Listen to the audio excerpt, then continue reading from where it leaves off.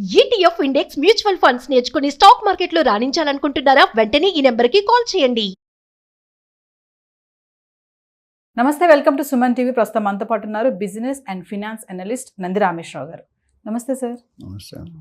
Sir, మనం USA గురించి చాలా వీడియోలు చేశాము. ట్రంప్ విన్ అయ్యాక ఇంకా అధికారం రాలేదు, జనవరి 21.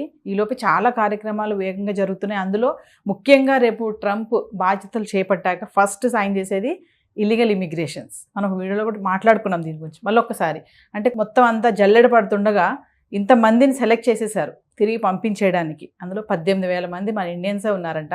ఒక్కసారి డేటా గురించి మొత్తం ఎంతమంది ఉన్నారు, అందులో మన వాళ్ళు ఎంతమంది, మరి ప్రాసెస్ అంతా ఎలా జరుగుతుంది దాని గురించి ఒకసారి. ట్రంప్ ఇప్పుడే కదమ్మా, ఫస్ట్ టర్మ్లోనే మొదలుపెట్టాడు ఈ యాక్టివిటీ. ఈజ్ ఆల్వేస్ దేశ ప్రేమ ఎక్కువ ఆయనకి. మనకంట పక్కనోడు బాగా సంపాదిస్తున్నాడు అనే మైండ్ సెట్ ఉందండి, కూర్చుంది. కరెక్టే, అది వాస్తవమే.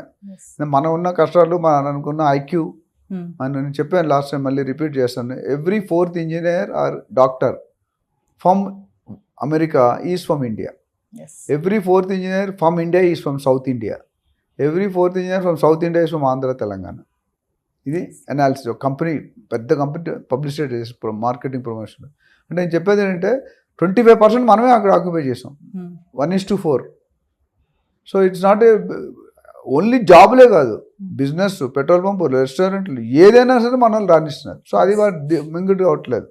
అందుకని ఆయన ఓటు ఈసారి సెకండ్ టర్మ్లో ఇంకో రికార్డు ట్రంప్ రికార్డు ఎరగొట్టారు. ఏంటి, వరుసగా 2 సార్లు కాదు, మధ్యలో ఓడిపోయి మళ్ళీ గెలిచాడు.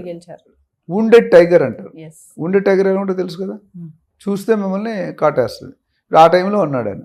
సో ఇప్పుడు ఏమైందంటే ఆయన ఫస్ట్ సంతకం క్యాంపెయిన్ గెలిచిందే ఈ పాయింట్ మీద, ఇమిగ్రేషన్ పాయింట్ మీద.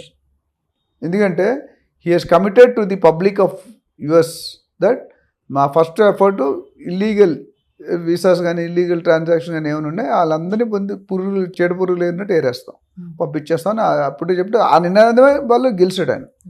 అందులో కొంత మన ఇండియన్స్ కూడా ఉన్నారు. ఇప్పుడు యుఎస్ క్యాబినెట్ చూస్తే 60-70% ఇండియన్స్ పెట్టాడు ఆయన. ఎందుకంటే మళ్ళీ రివర్స్ ఉంటుంది ఇంకా ప్రాబ్లం. అండ్ మనం ఆడదానికి ఆడదే శత్రువు అంటారు కదా, అట్లా అయిపోయింది. ఇండియన్స్ ఇప్పుడు మనం వెళ్తే వాళ్ళకి ఇబ్బంది అవుతుంది సెటిల్ అయిన. సో ఆయన తెలుగు ఏం వివేక్ రామస్వామి అని అడ్వైజర్ పోస్టులు పెట్టాడు ఎలన్ మస్క్ తోటి లాస్ట్ టైం మాట్లాడుకున్నాం. అదేవిధంగా క్యాబినెట్లో చాలామంది ఇండియన్స్కి ఇచ్చాడు, అంటే so called Indian settled in America వాళ్ళకి. సో దీనివల్ల ఏమవుతుందంటే ఆయనకి ఏదైతే ఉందో అది నెరవేరుస్తాడు. మనకు 6 సూపర్ 6 హామీలు ఉన్నాయి, లేకపోతే 6 గ్యారెంటీలు ఉన్నాయి. అలాగే ఇది ఒకటి, అందులో గ్యారెంటీ. ఆయన ఇప్పుడు ఏం చేస్తున్నాడంటే మొత్తం లిస్ట్ తీశాడు. దాదాపు బయట నుండి ఇమిగ్రేట్ అయిన వాళ్ళు సమ్ డేట్ ప్రకారం సమ్ రీసెర్చ్ 14.45 లక్షల మంది ఉన్నారు. అందులో అనేకమైన దేశాలు ఉన్నాయి, చైనా ఉంది, ఇండియా ఉంది, మిగతా పక్కనే సౌత్ ఆఫ్రికా, కెనడా, ఇవన్నీ కూడా ఉన్నాయి. సో దాంట్లో ప్రత్యేకంగా చైనాకి 37,000 మందిని ఒక లిస్ట్ తయారు చేశాడు. ఠాగూర్లో ఒక లిస్ట్ చేశాడు చిరంజీవి గారు, సినిమా వచ్చింది ఠాగూర్ అని. ఈ లంచాలు తీసుకున్న వాళ్ళందరూ లిస్ట్ చేసి ఎవ్రీ వారానికి ఎవ్రీడే ఒక్కొక్కటి అట్లా ఈయన లిస్ట్ చేశాడు కొన్ని కంట్రీలు. అందులో ఎస్పెషల్లీ మన అన్ని కంట్రీ మాట్లాడడానికి టైం లేదు కాబట్టి ఇండియా నుండి 18,000 మంది సుమారు టార్గెట్ లిస్ట్ అయితే జనవరి 23 ఎప్పుడైనా ఆర్డర్స్ ఇవ్వచ్చాను. అదేవిధంగా చైనా 37,000, ఇంకా అట్లా పోతే మిగతా ఈ 14 లక్షలు అలాగ వేరియస్ కంట్రీస్లో షిఫ్ట్ అయింది మనకున్న కంట్రీస్లో. సో ఇది చాలా తీవ్రంగా ఉంటుంది దీని పరిణామం. ఎందుకంటే ఫస్ట్ లిస్ట్లో ఇప్పుడు మనకి ఏమంటే రిజల్ట్స్ వస్తాయి కదా, first list, second list, third list, లేదంటే కాలేజీ సీట్లు వచ్చినప్పుడు ఫస్ట్ లిస్టులో రాలేదు, సెకండ్ టైం కౌన్సిలింగ్ 3, అట్లా ఫస్ట్ లిస్ట్లో పెట్టాడు. సెకండ్ లిస్ట్ ఎంత వస్తుంది, పెద్ద ఫిగర్ ఉంది దానికి. ఉన్న వాళ్ళందరినీ ఇప్పుడు 14 లక్షలు అంటే రేపు 30 లక్షలు ఆశీర్వడకలేదు, 50 లక్షలు ఆశీర్వడకలేదు. సో ఆ లిస్టు తయారవుతాయి. ఫస్ట్ ఫేజ్లో ఒక శాంపిల్ ట్రైలర్ రిలీజ్ చేస్తున్నాడు, సినిమాకి ట్రైలర్ రిలీజ్ చేస్తారు, పుష్ప 2 లేదా ఏదో ఒకటి గేమ్ చేంజర్ చేసి ఇందులో చూపిస్తాడు నేనంటే ఏంటి అని. అండ్ ఇంకో కమిట్మెంట్ కూడా ఇచ్చాడు, ఏంటంటే ఎక్కువ అంత మంచి సంబంధాలు కూడా ట్యాక్సులు పెంచేస్తా ఉన్నాడు, ఇంపోర్ట్ ట్యాక్సులు. అంటే మన కంట్రీని వాళ్ళు కొంటే ట్యాక్సులు పెంచేసి తగ్గిపోతారు, వాళ్ళ కరెన్సీ బయటకు వచ్చేస్తుంది కదా, అదొక కండిషన్ పెట్టాడు. అంటే HB1 తర్వాత మనం HB1 కొన్ని కండిషన్లు పెడుతున్నాడు, సిటిజన్షిప్ తీసేసాడు. ఇవన్నీ కూడా ఇండియాకి విరుద్ధంగా. అంటే వాళ్ళు చేయాలి, వాళ్ళు బాగుపడాలి, వాళ్ళకి ఎక్కువ సంపాదించండి, ఇలాంటి యాక్షన్స్ తీసుకోవాలి.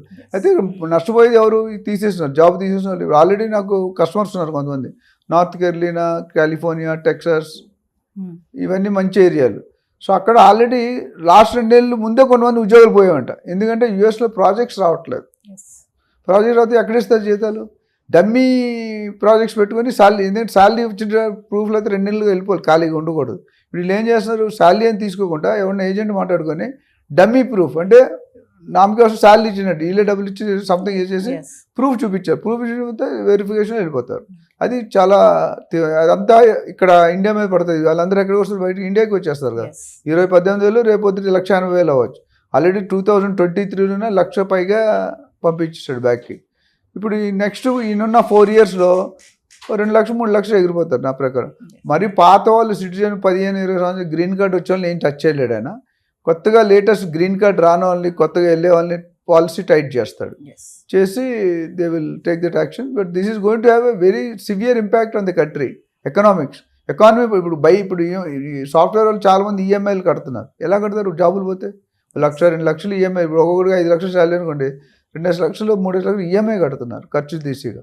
ఇప్పుడు ఆ శాలరీ లేకపోతే బతకడం కూడా కష్టం. యూఎస్లో బతకడం, ఇన్కమ్ లేకుండా బతకడం అంటే చాలా కష్టం. కష్టం. అండ్ దే కెనాట్, ఇప్పుడు సాఫ్ట్వేర్ చేసినట్టు they cannot do in restaurants and petrol pumps. Yes. కొంతమంది అప్పటికి చేస్తారు. మన సినిమా యాక్టర్లు చిన్నప్పుడు చదువుకున్నప్పుడు వాళ్ళు కూడా అదే డిసిప్లిన్డ్గా ఫీజు డబ్బులు ఇస్తే ఎంజాయ్మెంట్కి వీళ్ళు పని చేసుకున్నట్టు, బాయ్లు, ఆఫీస్ బాయ్లు అట్లా. సో ఇప్పుడు కూడా అదే పరిస్థితి వస్తుంది. జాబులు లేవు.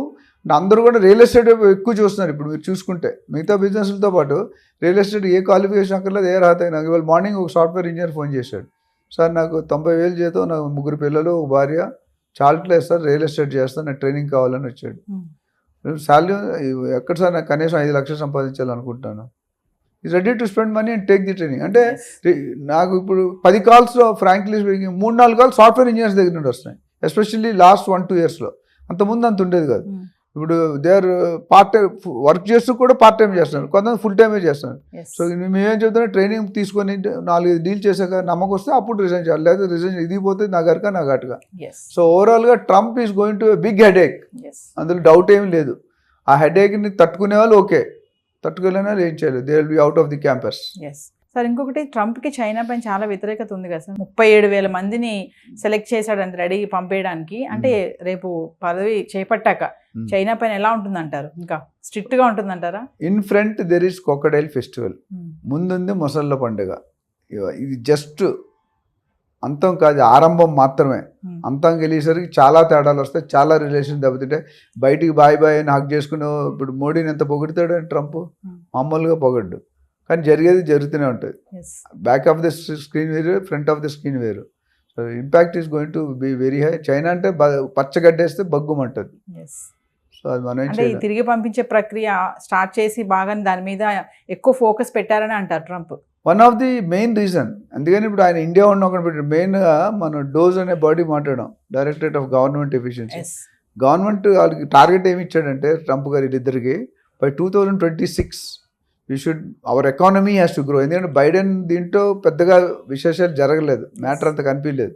అందుకని ఆయన ఎప్పుడు విన్ అవ్వలేకపోయాడు. ఈయన చాలా రిపబ్లిక్ అంటే డిఫరెంట్గా ఉంటుంది, డెమోక్రటిక్ కొద్దిగా కూల్ ఉంటుంది, రిపబ్లిక్ రెవెంజ్ లాగే ఉంటుంది. అటు తలుచుకుంటే పట్టిందల్లా అనుకున్నది చేయాలి. 600 అయినా 100 అయినా. ఫస్ట్ టైంలో చేయలేకపోయినా బాధ చాలా మిగిలిపోయింది. అందుకే సెకండ్ టైం రాగానే ఇది మొదలుపెట్టాడు. Thank you sir. Thank you.